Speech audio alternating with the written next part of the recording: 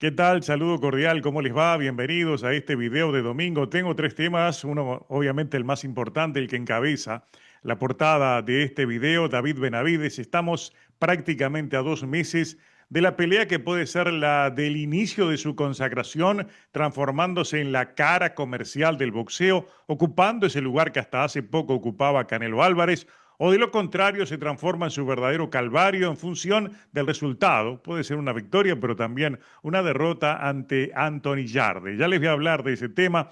También les tengo que hablar brevemente de lo que sucedió anoche. Victoria contundente de Collazo, victoria contundente de Gabriela Fundora, que es campeona unificada, indiscutible, del peso mosca del boxeo femenino y que parece ya no tener rival y se abre la posibilidad de que baje a 108 libras para enfrentar a Bermúdez, la argentina que también ganó de manera clara y con autoridad en Canadá, pero también nos demuestra algo que es tangible, que es pausible en el boxeo femenino, es de que las grandes figuras no tienen rivales y se dan muchas veces diferencias enormes en términos de calidad. Ya les voy a hablar de eso, por supuesto, y también de Collazo, que no solo ganó Oscar Collazo, sino que parece que su propia autoridad en el peso mínimo lo lleva a que muy pronto seguramente lo vamos a ver subiendo de categoría a las 108 libras. De todo eso les voy a hablar en este video.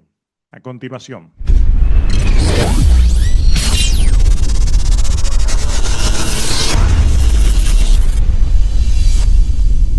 Faltan prácticamente 2 meses para que se dé la que puede ser la cartelera más completa y más atractiva de este 2025, que será en Riyadh, encabezada por la pelea de David Benavides contra Anthony Yarde.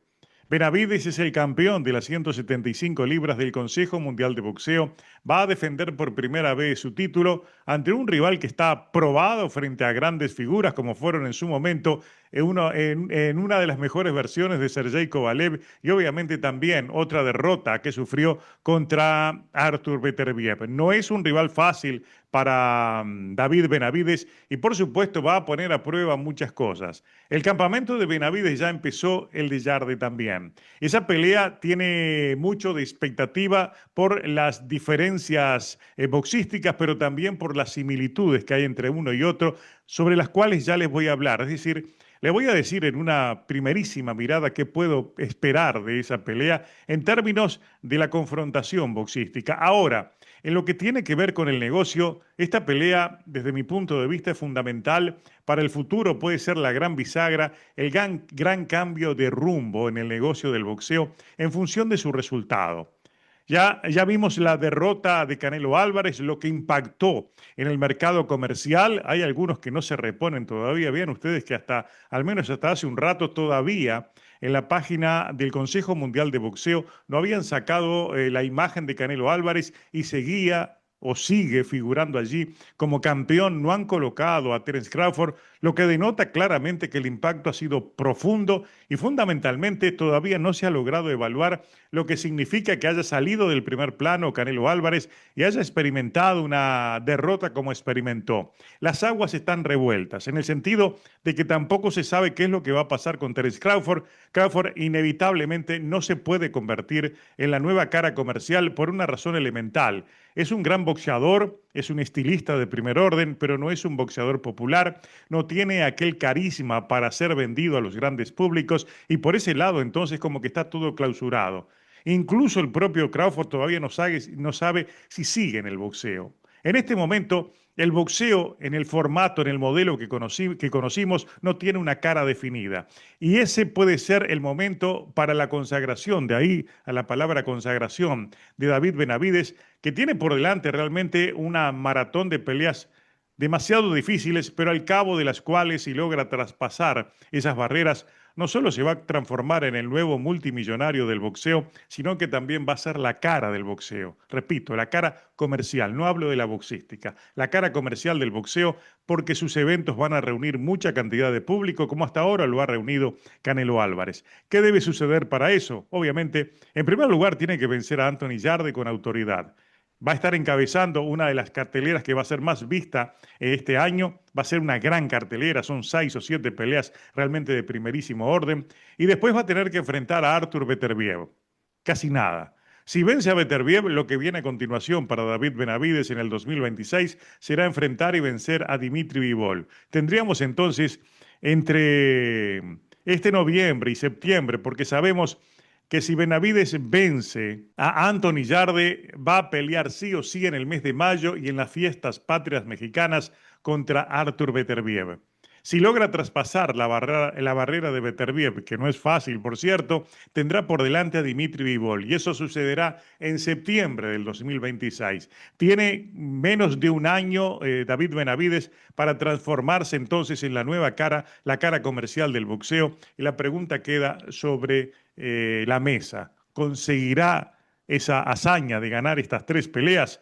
Amanecerá y veremos, por supuesto. Pero si caemos ya en lo boxístico, imaginando lo que puede suceder en esa pelea, ahí con algunas imágenes de las más recientes presentaciones de Benavides, sabemos que Benavides es un hombre de boxeo de presión constante, de velocidad, tiene mucha velocidad en el golpeo, tiene mucho poder en la pegada y a sus rivales no los destruye con un solo golpe, destruye sistemáticamente, algo que seguramente intentará hacer con Yarde tratando de empezar a minarlo con golpes al cuerpo. ¿Qué podemos esperar de Yarde? Es un boxeador agresivo y quizás más agresivo que el propio Benavides, tiene mucha velocidad en sus combinaciones y por sobre todas las cosas es una suerte de fisiculturista de potencia explosiva que usualmente la ejecuta temprano en sus peleas. Esa es la constante en Yarde. Él va de menos a más. ¿Por cuál razón? Porque es un hombre que en los primeros asaltos se ve en el máximo de su potencia, pero que comienza a desinflarse a medida que la pelea avanza. La resistencia de Yarde tiene fecha de vencimiento, que es allí por después quizás de los asaltos intermedios. El británico, como les decía, se desinfla en los asaltos finales, por lo cual su plan será apurar temprano, intentando lastimar a Benavides, por lo que se presume que Benavides va a funcionar a la inversa, va a ir de menos a más, intentando en los primeros asaltos contenerlo, trabajar detrás del jab, trabajar en retroceso, que también lo hace bien, y por allí por la mitad de la pelea, Benavides va a empezar la destrucción sistemática que les anunciábamos, trabajando mucho con golpeo al cuerpo para buscar el knockout entre el noveno y el 11º asalto. En una pelea normal, ese sería mi pronóstico adelantado. Hay mucho para evaluar en lo previo sobre esa pelea. Faltan 2 meses todavía, pero pienso que puede haber un knockout de Benavides entre el noveno y el 11º asalto, un knockout que seguramente va a empezar a trabajarlo en los asaltos intermedios. El momento peligroso para Benavides va a ser al comienzo de la pelea, cuando va a salir a dejar todo. Un Anthony Yarde que efectivamente es más peligroso al principio que al final, porque como les decía, allí después de los asaltos intermedios comienza a desinflarse y queda entonces a disposición del knockout de Benavides. Una pelea que es muy atractiva en lo previo, que no va a ser fácil de vencer para Benavides, pero que le puede abrir la puerta a ocupar ese lugar que aspira a ocupar desde hace muchos años, desde que se transformó en el retador obligatorio de Canelo Álvarez, y Canelo Álvarez nunca lo quiso enfrentar y tampoco el Consejo Mundial de Boxeo ordenó esa pelea. El otro tema que quería comentarles rápidamente tiene que ver con el boxeo femenino. Por un lado, otra victoria de Gabriela Fundora, y vemos en esa imagen, venció a la canadiense Alexa Kubicki y dejando, obviamente, esa es la pregunta que todos nos hacemos, ¿aparecerá en esta división del peso mosca una rival a la altura de una Fundora que sigue creciendo boxísticamente y su tamaño, su alcance de brazo y todo eso la hace prácticamente insuperable en esa división? En esta ocasión enfrentó a una Kubicki que se movió mucho, que trató de acortar distancias, que fue a buscar el combate allí en el toma y daca, pero la anticipó permanentemente, utilizó muy bien el jab Fundora y no tuvo ningún inconveniente en llevarse una victoria por detención en el 7º asalto. La estaba castigando muy duro y el referee entendió que hasta allí iba la pelea y inmediatamente la detuvo. Creo que la detuvo acertadamente, estaba siendo muy golpeada por una Fundora que realmente tiene mucho poder en la pegada y que la utiliza muy bien, especialmente su alcance de brazos, su fibrosidad en los brazos y sobre todo esas mejoras que va logrando pelea a pelea. Ella dijo de que estaba dispuesta a bajar a 108 libras, seguramente va a subir de división, no aparecen rivales que puedan ser una oposición consistente. Allí en la 108, precisamente en el mismo día, Bermúdez, la Argentina, logró una gran victoria, es tres veces campeona entonces de esa división, podría ser una oposición consistente, dando algunas ventajas fundoras y baja de peso, pero para otorgarle a la gente otro tipo de espectáculo boxístico, porque sus diferencias con el resto son abismales. Y es un mal que se repite en el boxeo femenino. Hemos visto muchas peleas de campeonato, no solo campeonatos titulares, sino también de peleas por títulos interinos, donde quienes ostentan el favoritismo, el lado A, realmente exhibe una diferencia abismal con quienes se le oponen y muchas veces trae rivales de menor porte, que no dan la talla, que están casi retiradas,